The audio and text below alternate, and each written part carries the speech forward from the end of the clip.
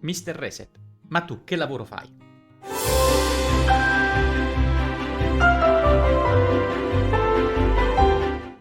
Mi fa piacere parlare di questo perché ricordo benissimo che quando ero all'università non avevo la minima idea di che cosa potesse essere il mondo del lavoro fuori. Venendo da una famiglia di professori, proprio ciò che potesse essere una giornata tipo in un'azienda, in uno studio di ingegneria, per me era qualcosa di completamente oscuro e ovviamente qualcosa a cui ero fortemente interessato. E al di là del fare domande a destra e a sinistra a genitori di miei compagni di liceo dell'università, ma in realtà non avevo nessuna idea di che cosa potesse succedere e soprattutto in quel periodo non c'era possibilità di fare stage, seminari in azienda, internship o qualsiasi altra attività. Per cui oggi ho intenzione di condividere un attimo quella che può essere una giornata tipo a seconda del lavoro e partendo proprio da quella che è la mia giornata tipo in questa settimana. Ho qui vicino il mio calendario lavorativo che ovviamente non posso condividere, ma vi voglio dare un'idea di come si può articolare una giornata quando si lavora in una grande corporate e quando si ha un ruolo dirigenziale molto orientato, come nel mio caso, sulla parte strategica di budget e quant'altro. Allora, la giornata tipo per me oggi è completamente disegnata attorno al lavoro in remoto. Ormai sono quasi 2 anni che sono praticamente al 100% in remoto, sia quando ero in Svizzera a causa Covid e varie limitazioni, sia ora che sono tornato in Italia. E quindi tutto quanto ruota attorno alle riunioni fatte su... adesso usiamo Microsoft Teams e poi ovviamente tutta quanta la parte di preparazione. Una giornata lavorativa media inizia intorno alle 8. Dico intorno alle 8 perché avendo una funzione globale ci possono essere delle volte meeting che iniziano anche prima perché magari quando si ha a che fare con i colleghi che sono a Singapore o in India bisogna organizzare dei meeting il più possibile presto la mattina, oppure quando si ha a che fare con i colleghi che sono dall'altra parte, quindi negli Stati Uniti ovviamente si spostano riunioni nel tardo pomeriggio, per cui c'è la fascia oraria, quella della mattina, che è tipicamente per una parte delle nazioni e quella pomeridiana per l'altra, però diciamo fondamentalmente tra le 8 e le 8 e mezza c'è sempre la prima riunione. Alcune volte ci può essere la necessità di una riunione molto prima, anche alle 7, 7 e mezza, perché magari c'è uno steering committee oppure un meeting importante alle 9, allora bisogna fare degli allineamenti precedenti. Diciamo che la giornata poi lavorativa mediamente finisce intorno tra le 5 e le 6 e ripeto, non essendo un lavoro di ufficio vero e proprio, può capitare spessissimo di lavorare più tardi la sera oppure nei fine settimana se ci sono delle esigenze. Vabbè, io poi ovviamente non carico straordinari, però a seconda è molto il carico di lavoro quello che determina la lunghezza della giornata.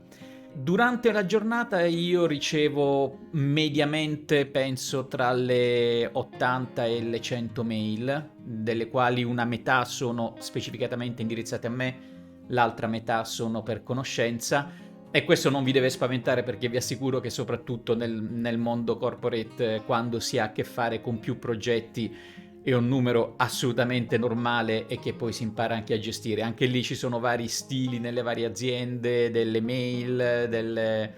come vengono gestite, i contenuti, insomma. Questo è il carico di mail che ricevo quotidianamente. Durante la giornata, tipicamente se vedo l'ultima settimana, ho una media di tra le 7 e le 10 riunioni al giorno, riunioni che possono essere di 30 minuti o di un'ora, quelle più importanti di un'ora e mezza. Anche lì adesso i sistemi settano le riunioni da 25 minuti e 45 minuti di default perché vogliono che ci sia comunque lo spazio di passare da una riunione all'altra. Ci sono delle giornate, quasi tutte, in cui può capitare un pacchetto di riunioni back to back, si dice, dove proprio finisci una riunione, ne inizi un'altra, finisci, ne inizi un'altra e letteralmente non hai neanche il tempo di alzarti dalla scrivania. E per quello che è proprio il bio break, come viene chiamato. Di cosa mi occupo? Fondamentalmente ci sono 3 o 4 categorie di riunioni alle quali partecipo e sono tipicamente molto orientate sulla parte gestione del budget, quindi E ci sono le riunioni dove ci si allinea con i colleghi di finance, per esempio, su quelli che sono i numeri, i risultati, come sta procedendo, il target, gli obiettivi e le cose su cui ci si deve focalizzare per la successiva parte dell'anno. Considerate che un'azienda tipicamente ha 3 o 4 momenti durante l'anno in cui internamente si fa una revisione dei numeri, per cui c'è l'operatività normale, poi ci sono i forecast annuali che vengono fatti almeno un paio di volte l'anno, ci sono dei punti di revisione e tipicamente in quei momenti ci sono tutti quanti i membri del leadership team che si devono incontrare, usare numeri che sono standardizzati con una metodologia standardizzata, e questo tipicamente richiede molto molto tempo di lavorazione, perché nella realtà non ci sono i sistemi che click e ti arrivano tutti quanti i numeri belli ordinati che corrispondono. Spesso si ha a che fare con più sistemi, i numeri non corrispondono, oppure magari il sistema di finance usa un breakdown di un certo tipo di categorie, mentre il sistema di procurement ha delle altre categorie, per cui i numeri non matchano sempre. Poi le aziende sono costantemente in evoluzione, quindi una volta si modificano le strutture, le organizzazioni, il budget che apparteneva a una poi appartiene a un'altra, quindi vi assicuro che la situazione non è statica dove vai là, schiacci un bottone e ti arriva un report e discuti i contenuti. Spesso e volentieri ci vogliono giorni con un bel po' di lavoro giusto per assicurare che sia chiaro di cosa stiamo parlando, per mettere un frame specifico sul business, sulla grandezza, sugli obiettivi e sui risultati. Altro tipo di riunioni sono quelle, per esempio, quando sono in contatto con i siti. Ora, il mio lavoro, mi occupo di una porzione di operatività nei siti di produzione. Nella mia azienda abbiamo circa 40 siti in giro per il mondo, come dicevo, da Singapore, Cina, India, Giappone, spostandosi verso tutta quanta la sfera europea, Sudafrica, poi siti negli Stati Uniti, nel Sud America, insomma è una realtà estremamente importante. E quindi quello che succede è che le funzioni global hanno il compito di dare delle guideline o settare la strategia su determinati argomenti, no? All'interno vi ho spiegato un po' quali possono essere i blocchi che compongono una grande corporate. All'interno della tua zona devi a un certo punto definire qual è la strategia, cosa si vuol fare, e per fare questo poi bisogna dare delle istruzioni e delle linee guida ai siti. E anche lì una delle cose abbastanza delicate del lavoro è capire qual è il giusto equilibrio tra dare delle guideline ma lasciare l'accountability e la responsabilità di quello che accade ai siti, perché non si vuole essere nella situazione in cui dal quartier generale, dalla funzione centrale definisci qualcosa senza avere ben presente la realtà specifica di tutti i siti, però dall'altro lato non vuoi che i siti vadano completamente in maniera sparsa senza una standardizzazione, quindi è molto importante trovare questo equilibrio, e molte delle riunioni sono proprio su questo, no? Sul definire la strategia per raggiungere questo obiettivo, quali sono le aree dove dobbiamo operare, quali sono i passaggi, chi deve fare cosa, la famosa matrice, la RESI, di cui ho parlato in un video separato. Quindi c'è molto preparazione e collegamento con i siti per essere sicuri che i messaggi siano chiari, che ci sia anche un follow up su quello che stanno facendo. Per esempio, se c'è un'iniziativa specifica, magari ci possono essere un paio di settimane, 2 o 3 settimane in cui si prepara quelli che sono i documenti. Spesso quello che si fa è si prende dei 40 siti, 2-3 siti con i quali si collabora meglio, oppure quelli che sono con un team un po' più senior, e lì si usano come pilot sites, quindi si dice: guardate, stiamo per partire con questa strategia, questa è la versione beta, fateci sapere se secondo voi va bene, come la vedreste voi il lato sito a livello operativo nell'implementazione. Loro danno feedback, si aggiusta tutto e poi si lancia su tutti quanti i siti o a spettro più ampio a seconda del tipo di strategia. L'altra tipologia di meeting sono quelli appunto dove si entra più in dettaglio sull'operatività, e questi possono essere sia con gli interni che con gli esterni. Allora, nella mia funzione io ho molto a che fare con le funzioni interne, quindi i vari stakeholders che possono essere della tua unità, quindi persone più senior, oppure di altre unità per le quali magari stai provvedendo a fornire un servizio, dove servizio può dire 2000 cose. Poi ci sono le riunioni fatte con gli esterni, perché ovviamente le società non fanno tutto quanto internamente. Diciamo che negli ultimi anni, ormai dagli anni 80 sicuramente si spinge molto verso l'esternalizzazione, poi sul perché magari possiamo un attimo approfondire, però diciamo che spessissimo quello che viene fatto non viene fatto soltanto da risorse interne, quindi ci possono essere o delle risorse esterne a livello di know-how, magari delle società che aiutano a livello consulenziale, a livello di soluzioni già sviluppate e quindi si acquista del know-how o delle risorse dall'esterno. Oppure sono dei veri e propri fornitori che a seconda anche di come si posizionano nell'organizzazione della tipologia di collaborazione possono essere proprio dei semplici fornitori, nel senso devo comprare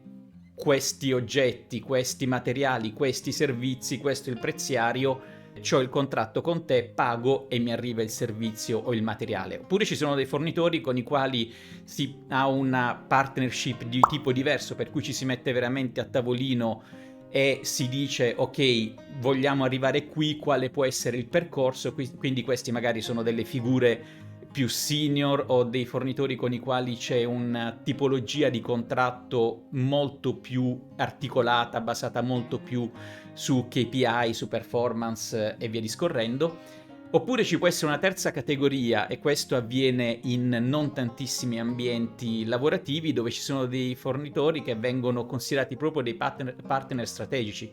C'è una categoria di contratti che si chiama Strategic Alliance, c'è anche un'associazione internazionale per chi gestisce questi contratti, e in questa tipologia di partnership il fornitore non è più un fornitore che è dall'altro lato, ma è un tuo business partner, per cui è un'azienda che condivide con te gli obiettivi, per cui spesso ci sono anche dei collegamenti molto vicini tra il personale, le organizzazioni hanno dei ruoli misti, magari alcune funzioni vengono esternalizzate, per cui c'è magari una divisione dove alcuni responsabili sono interni, altri esterni, insomma c'è una cosa abbastanza articolata, e appunto le riunioni con quest'altro tipo di partner hanno un tono un attimo diverso, perché gli obiettivi non sono antitetici, ma spesso sono costruiti in maniera collaborativa, per cui siamo entrambi corresponsabili di un budget e per questo dobbiamo trovare insieme la maniera di fare qualcosa per arrivare a quella famosa win-win, una configurazione win-win dove io raggiungo i miei obiettivi, tu i tuoi, e questi sono fatti ovviamente in maniera complementare. Quindi nella giornata tipo ci possono essere tutte queste tipologie di interazioni, ci possono essere le interazioni per preparare riunioni per gli stakeholders interni e esterni, ci possono essere le riunioni per parlare con i siti, le riunioni per parlare con i colleghi. Quelli con cui io interagisco principalmente sono i colleghi di finance, quotidianamente più volte al giorno, perché ovviamente è tutto un fatto di gestione di budget,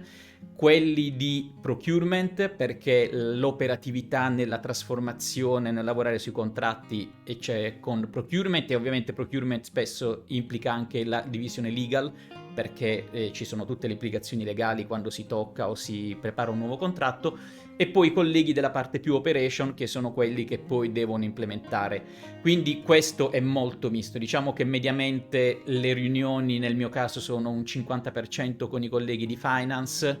un 25, diciamo 25-25 con procurement e operation. Anche questo poi dipende durante l'anno in quale fase si è. Quando si è verso la fine dell'anno, quando c'è la chiusura e quindi bisogna accorpare i risultati, magari è moltissimo con i colleghi di finance. Poi quando c'è l'inizio dell'anno, che i target sono stati assegnati e quindi bisogna iniziare a preparare le prossime operazioni, allora si lavora molto con procurement e operation. Insomma, questo varia. Però diciamo una media di 7-10 riunioni al giorno tipicamente è per toccare questi argomenti, e poi in mezzo alle riunioni ogni tanto si deve anche lavorare. No, scherzo, nel senso che c'è spesso questo modo di dire: quando non ci sono riunioni ho la possibilità di lavorare, oppure appunto adesso c'è un buco tra le riunioni quindi posso finalmente lavorare. No, in realtà non è così. Le riunioni non sono momenti teatrali in cui si parla di qualcosa, le riunioni sono nell'80% dei casi riunioni operative in cui si decide insieme, cioè quello è proprio il momento decisionale di condivisione, si preparano documenti, si condividono gli schermi, si aggiustano, insomma, soprattutto ora che tutto quanto è fatto in remoto, le riunioni sono momenti estremamente operativi. E su questa cosa del lavorare in remoto, una cosa importante è che in particolare per realtà aziendali internazionali, vi assicuro che l'essere passato dalla presenza in ufficio, tra l'altro io ero in un campus con 13.000 persone, quindi insomma una realtà molto importante di presenza in ufficio, a lavorare a casa, la differenza è veramente pochissima a livello di operatività. Perché? Perché comunque il team nel mio caso era già distribuito, cioè anche quando io ero in ufficio, io sono anni che non ho fatto riunioni nelle quali erano tutti fisicamente presenti, perché appunto un collega è in India, un collega è a Praga, un collega è a Singapore, in Inghilterra e via discorrendo, per cui quasi mai, a meno che non hai proprio il one to one con il tuo capo o il tuo collega al volo, ma quasi mai avevi una riunione dove non ci fosse qualcuno su schermo, per cui anche quando si entrava in sala riunioni magari avevi 3-4 persone presenti e sugli schermi altre 2-3 collegate in remoto, per cui ora con la velocità delle connessioni a casa e con i tool che bene o male funzionano al 90-95%, si gestisce tutto quanto tranquillamente. Una delle cose su cui lavoro moltissimo, e i tool su cui lavoro moltissimo, ne ho anche parlato rispetto alle soft skills, sono sicuramente PowerPoint e Excel. Sono per me due tool fondamentali che raccomando tantissimo, e su questi, ora, come si lavora nelle aziende, a seconda delle aziende magari ci sono dei dischi condivisi, ci sono dei file con accesso condiviso per cui si può andare a modificare tutti insieme. Perché? Perché fondamentalmente il discorso di far girare il file via mail è una cosa estremamente pericolosa, perché perdi spesso chi ha l'ultima versione, chi fa delle modifiche e tutto, mentre quando vengono messi noi utilizziamo SharePoint e altri meccanismi anche su Teams, allora tu lì sai che quando fai l'accesso online stai lavorando direttamente sull'ultima versione. Però, dicevo, questi due tool per noi sono assolutamente fondamentali. Farò magari dei video di approfondimento su come bisogna utilizzarli, o perlomeno quali sono i punti fondamentali da capire. Perché? Perché Excel è il file che alla fine della fiera ti dà le informazioni a livello di data analysis. Come dicevo, parliamo moltissimo di budget, per cui come vengono distribuiti i soldi tra fornitori, tra categorie, tra siti, tra funzioni all'interno del sito, è tutto quanto riportato su Excel. E come questi dati poi diventano un messaggio al leadership team, agli stakeholders, ai colleghi quando si devono dare delle istruzioni, da noi la nostra è un'azienda basata su PowerPoint. Ci sono altre aziende che hanno logiche diverse, altre che hanno, Amazon è famosa per non usare PowerPoint ma un concetto di testi molto molto diverso e molto interessante. Nel mio caso è molto PowerPoint centrica l'azienda, e quindi si impara molto a strutturare il messaggio con l'executive summary, poi vari dettagli a seconda della tipologia di informazione che si vuole condividere, specificare quali sono le cose che si vogliono raggiungere o le richieste allo steering committee. Gli steering committee sono questo gruppo di persone molto ristretto che ha l'obbligo proprio di prendere decisioni per un determinato progetto. Quindi io sono membro di alcuni steering committee, ho dovuto fornire informazioni agli steering committee di altri progetti, a seconda, no, in alcuni progetti sei nella leadership, negli altri sei nella parte più operativa, a seconda di cosa si sta toccando. E quindi appunto con PowerPoint si impara a strutturare il messaggio in maniera tale che ci sia tutto quello che serve e che arriva nel modo giusto. Nelle slide di backup tutte le informazioni nel caso qualcuno dovesse fare delle domande di approfondimento, c'è tutta una logica nel come costruirli per evitare problemi, insomma c'è molto dietro, e su questo tipicamente dei consulenti di aziende grandi hanno un'esperienza incredibile. E nella giornata tipo appunto questi si alternano tipicamente riunioni, ogni tanto cerchi nel calendario di bloccarti un'oretta qui e lì per poter appunto lavorare tra le riunioni, per poter condividere delle informazioni. Poi spessissimo possono capitare delle riunioni non previste perché magari c'è un'urgenza, il capo chiama perché bisogna un attimo allinearsi e prendere una decisione, insomma c'è una bella interazione. La mia postazione di lavoro, io ho il mio portatile con lo schermo e 2 schermi aggiuntivi, per cui ho 3 schermi su cui lavoro costantemente durante il giorno e tipicamente ho lo schermo centrale dove c'è anche la webcam nella quale metto Microsoft Teams, le riunioni, però poi quando c'è un documento su cui lavoro lo metto uno degli schermi alti perché sono schermi da 27 pollici, così mi è molto più facile guardare, anche perché con l'età ovviamente al di là del supporto occhiali, però insomma gli schermi grandi aiutano. E quindi mi organizzo in questa maniera, ho lo schermo dedicato con Outlook dove vedo le mail, i messaggi e il calendario della giornata, lo schermo con il documento principale su cui sto lavorando e lo schermo più piccolo per la messaggistica istantanea. Questa è una giornata tipo, dove anche lì la definizione di giornata tipo è molto molto molto labile. Credo che il livello di standardizzazione nelle attività nel mio caso sia prossimo a 0. Trovare giornate simili l'une alle altre personalmente non mi capita da tanto tempo e ne sono felice perché la routine mi ammazza, quindi va benissimo. Queste informazioni mi avrebbe fatto molto piacere scoprirle quando ero studente, quando iniziavo a lavorare. Spero sia stato interessante come argomento, fatemi sapere se c'è qualche punto che vi interessa più in particolare. Ovviamente non posso condividere niente di riservato, di confidenziale, ma magari qualche approfondimento si può fare. Grazie mille dell'attenzione e al prossimo video.